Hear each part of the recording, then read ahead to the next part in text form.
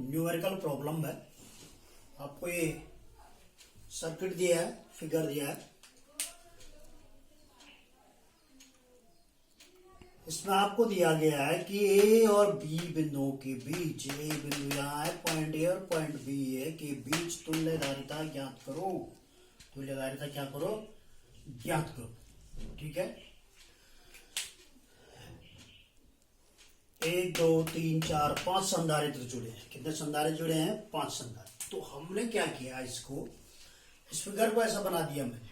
ये पॉइंट यहाँ स्रोत सोर्स हो गया, पॉइंट हो गया आपका ए, ये 3 माइक्रोफेरेड हो गया, और ये हो गया आपका 3 माइक्रोफेरेड, और इनके बीच में ये हो गया आपका पॉइंट सी और डी, ये हो गया आपका 8 माइक्रोफेरेड, और ये बचा आपका 6 माइक्रोफेरेड, और ये बचा आपका 6 माइक्रोफेरेड। तो इसमें क्या है बच्चों, इसमें दो परिपथ बन रहे हैं, बंद क्लोज सर्किट बन रहे हैं।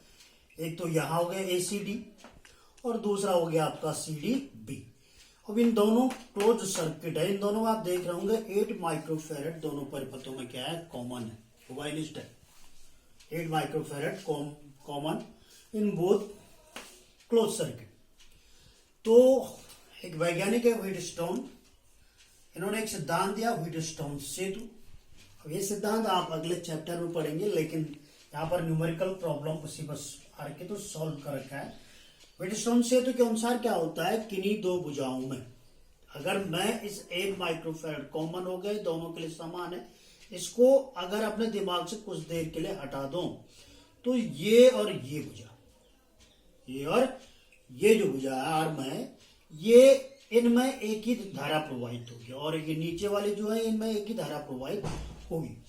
तो किन्हीं दो संलग्न भुजाओं में लगे प्रतिरोध, और प्रतिरोध के लिए व्हीटस्टोन से तो, लेकिन यहाँ पर संधारित्र में न्यूमेरिकल प्रॉब्लम, तो किन्हीं दो संलग्न भुजाओं में लगे संधारित्रों का अनुपात बराबर शेष दो संलग्न भुजाओं में लगे संधारित्रों का अनुपात।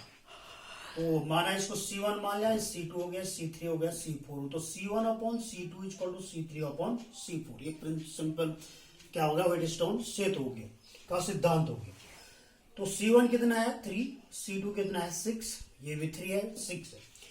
तो आपने क्या करना, जब ऐसा सर्किट आता है, ऐसा फिगर आता है जिसमें आपको 5 संधारित्र अगर ऐसे दिए गए हैं, इस तरह का फिगर अगर आपके पास आता है, तो ये सूत्र आपने अप्लाई करना, C1/C2 इक्वल टू C3/C4, और यहां पर इनका रेशियो निकालना। अगर रेशियो इक्वल आता है, जैसे इक्वल है 3/6 इक्वल टू 3/6, तो तब इसको कहेंगे कि ये क्या है, संतुलन अवस्था में। और जब संतुलन अवस्था में होता है, तो ये जो बीच में लगा है ये संधारित्र है, या अगर प्रतिरोध में जब अगला चैप्टर आप पढ़ेंगे और प्रतिरोध, ये बीच में जो कैपेसिटर लगा है, इसका परिपथ में कोई भी महत्व नहीं होगा, अगर कोई प्रभाव नहीं पड़ेगा, नगण्य प्रभाव होगा। तो जब नगण्य प्रभाव होगा, तो अब ये आपने दिमाग से हटा दो, तो यहां से आप सीधा चले तो सीधा रास्ता चला, अर्थात ये दोनों एक ही सीध में, इनमें समान धारा प्रवाहित हो रही। यहां से आप इधर को चले तो सीधा यहां पर इन दोनों में समान आवेश प्रवाहित, इन दोनों में समान आवेश प्रवाहित हो रहा है, इन दोनों में समान आवेश प्रवाहित हो रही, बीच का आपके पास नहीं है, क्योंकि इसका प्रभाव नगण्य होगा।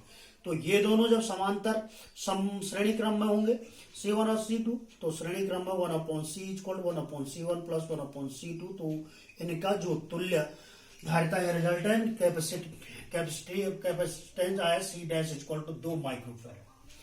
अब इसी प्रकार हमारे पास दूसरा है आपके पास C3 और C4, तो C3 और C4 भी किसमें? श्रेणी क्रम में। तो श्रेणी क्रम में, तो इसके लिए आ जाएगा 1/C'। अब मैं शुरू में डैश लिख रहा हूं, C', तो आप कह रहे हो सर C1 C2 C3, क्योंकि C1 C2 इसको मान लेते हैं, और C लास्ट में लिखना जब आप फाइनल रिजल्ट निकालते हैं। C क्या निकालना है? लास्ट में जब फाइनल, इसलिए उसको उससे पहले जो भी सिंबॉलिक साइन आप मानते हो, आप प्रतीक चिन्ह जो भी लगाते हैं वो आप लगा सकते हैं।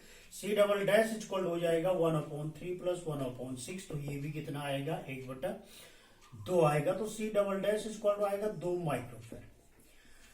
अब इन दोनों का चित्र ये क्योंकि दिमाग से हटा दो, ये नहीं है, तो ये इन दोनों का आएगा 2, इन दोनों का 2। अब ये किस क्रम में हो गए? समांतर क्रम में, क्योंकि एक आवेश यहाँ जाएगा और एक आवेश यहाँ जाएगा, तो अलग अलग आवेश जब प्रवाहित होता है संधारित्रों में तो वो किस क्रम में होते हैं, समांतर क्रम में होते हैं। ये कल बताया था मैंने आपको। तो इसलिए तुल्य धारिता आ जाएगी समांतर क्रम में। तुल्य धारिता C इक्वल आएगा C dash plus C double dash समांतर क्रम में। तो ये हो जाएगा 2 धन 2 बराबर 4 माइक्रो फैराड।